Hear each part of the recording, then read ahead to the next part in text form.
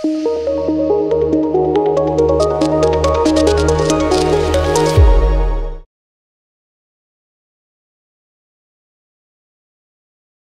viewers, Namaste. This is Dr. Kavya, fertility expert, 49 Hospitals, Vizag branch. నేను ఈ వీడియోలో secondary infertility అంటే already పిల్లలు ఉన్న దంపతులకి పిల్లలు లేకపోవడము, లేదు అంటే ఆల్రెడీ ఏమైనా హిస్టరీ ఆఫ్ అబార్షన్ కానీ ఎక్టోపిక్ ప్రెగ్నెన్సీ ఉన్నాయి అంటే ట్యూబుల్లో ప్రెగ్నెన్సీ రావడము, ఆ తర్వాత ప్రెగ్నెన్సీ అవుతుందా లేదా అని చెప్పి చాలా మంది కంగారు పడుతూ ఉంటారు. సో దాని గురించి డిస్కస్ చేద్దాం అనుకుంటున్నాను. జనరల్లీ ఏంటి అంటే ఇన్ఫర్టిలిటీ అనేది ప్రైమరీ సెకండరీ అని ఎందుకు అంటాము అంటే ఒకసారి ప్రెగ్నెన్సీ వచ్చింది అనుకోండి, వాళ్ళకి ప్రెగ్నెన్సీ వచ్చే అవకాశం ఉంది అని అర్థం అనమాట. సో అసలు ప్రెగ్నెన్సీ రాకపోతే ఇంకా ప్రెగ్నెన్సీ రాలేదు కాబట్టి వాళ్ళకి వేరే వెరైటీ ఆఫ్ టెస్ట్లు అనేది చేసుకోవడం అనేది జరుగుతుంది. ఈ సెకండరీ ఇన్ఫర్టిలిటీ వాళ్ళకు కూడా ఏంటి అంటే ప్రీవియస్గా ప్రెగ్నెన్సీ వచ్చి ఎన్ని రోజులు అయింది, అది చాలా ఇంపార్టెంట్. ప్రీవియస్గా ప్రెగ్నెన్సీ వచ్చి 1 year అయిపోతుంది, 2 years అయిపోతుంది, అయినా కన్సీవ్ అవ్వలేదు అంటే మాత్రం మీరు దగ్గరున్న హాస్పిటల్ ఇన్ఫర్టిలిటీ సెంటర్కి వెళ్ళాల్సిన అవకాశం అనేది ఉంటుంది అనమాట. కారణం ఏంటంటే నవడేస్ మనం అందరూ లేట్ మ్యారేజెస్ అని చేసుకుంటున్నారు. అంటే అరౌండ్ 29 years 30+ మాత్రమే మ్యారేజెస్ చేసుకుంటున్నారు. సో వాళ్ళు ఫస్ట్ టైం కన్సీవ్ అయ్యేసరికి తెలిపి అరౌండ్ 30 years నుంచి 32 years దాకా ఉంటున్నారు. సెకండ్ ప్రెగ్నెన్సీకి వచ్చేసరికి ఏంటి అంటే the age of the patient ఈ షిఫ్టింగ్, అంటే 30 సంవత్సరాల నుంచి 30 సంవత్సరాల దాకా వెళ్ళే అవకాశం అనేది ఉంటుంది అనమాట. సో ఎప్పుడైనా సరే ఆడవాళ్ళ ఏజ్ 35 years రీచ్ అయింది అంటే సెకండ్ ప్రెగ్నెన్సీ కోసం ట్రై చేస్తున్నట్లయితే ఎక్కువ డ్యూరేషన్ తీసుకోకూడదు. అంటే బేబీకి మధ్య గ్యాప్ అనేది తక్కువ ఉండడం అనేది మంచిది అనమాట. 35 years వస్తున్నాయి, మనం ప్రెగ్నెన్సీ కోసం 6 months నుంచి ట్రై చేస్తున్నారు, సెకండ్ అయినా సరే కాడలేదు అంటే నియర్ బై హాస్పిటల్ తీసుకెళ్ళాలి. మెయిన్లీ ఏంటంటే వీళ్ళలో మనం చెక్ చేసేది ఏంటి అంటే యూట్రస్ ఎలాగుంది. మెయిన్ ప్రాబ్లం వచ్చేసి యూట్రస్.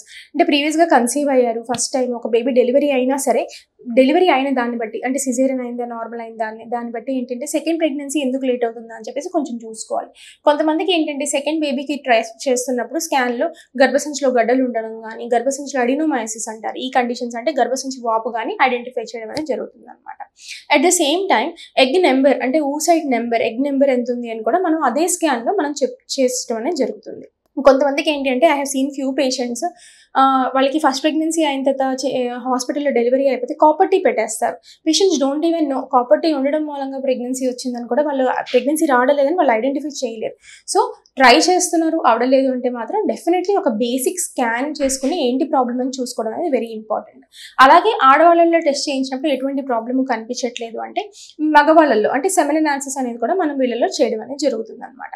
కారణం ఏంటి అంటే ఈ వీర్యకణాలు అనేవి కూడా ఎగ్ ఎలాగైతే మనకి ఏజ్ రిలేటెడ్ ఉంటుందో వీర్యకణాలు కూడా ఏజ్ రిలేటెడ్ ఉంటాయి. సో డెఫినెట్లీ మగవాళ్ళు కూడా వయసు పెరిగే కొద్దీ అంటే వీర్యకణాల్లో నెంబర్ నార్మల్గా ఉండొచ్చు కానీ క్వాలిటీ ఆఫ్ ద స్పర్మ్స్ అనేది తగ్గే అవకాశం అనేది ఉంటుంది అనమాట. So these 2 are basic test చేయించుకోవడానికి. ఒక బేబీ ఉంది, సెకండ్ ప్రెగ్నెన్సీ ట్రై చేస్తున్నారు అంటే గ్యాప్ ఎక్కువ ఇవ్వకుండా 2 yearsలో ప్లాన్ చేసుకోవడం అనేది వెరీ ఇంపార్టెంట్ అండి. సెకండ్ థింగ్, ప్రీవియస్గా ఒక అబార్షన్ అయింది, మీకు అబార్షన్ అయిన తర్వాత ఎన్ని రోజులు గ్యాప్ తీసుకోవాలి అంటే జనరలీ 2 months గ్యాప్ అనేది అబార్షన్ అయిన తర్వాత సరిపోతుంది. 2 months గ్యాప్ తర్వాత మళ్ళీ న్యాచురల్గా ట్రై చేసుకోవడం అనేది చేసుకోవాల్సి ఉంటుంది. నెక్స్ట్ ఇంకా క్వశ్చన్ అనేది, మేడం మాకు ఎక్టోపిక్ ప్రెగ్నెన్సీ వచ్చింది, అంటే గర్భసంచిలో కాకుండా ట్యూబుల్లో ప్రెగ్నెన్సీ వచ్చింది. ట్యూబుల్లో ప్రెగ్నెన్సీ వచ్చిన తర్వాత ఈ ప్రెగ్నెన్సీ అనేది లైక్ మెడికల్గా ట్రీట్ చేశారు, లేదు కొంతమంది సర్జికల్గా అంటే పెద్ద ఆపరేషన్ అనేది పడుతుంది. ఏ టైప్ ఆఫ్ ట్రీట్మెంట్? జనరల్లీ ఆపరేషన్కి వెళ్ళినప్పుడు ఏంటంటే ఇంకో పక్క ట్యూబుల్ బాగుందా లేదా చూడటం అనేది జరుగుతుంది. సో ట్యూబ్ బాగుందని ఇచ్చినట్లయితే ఎక్టోపిక్ ప్రెగ్నెన్సీ వచ్చినా సరే 1 ట్యూబే వాళ్ళకు ఉంటుంది కాబట్టి as soon as possible conceive అవ్వడానికి ట్రై చేయాలన్నమాట.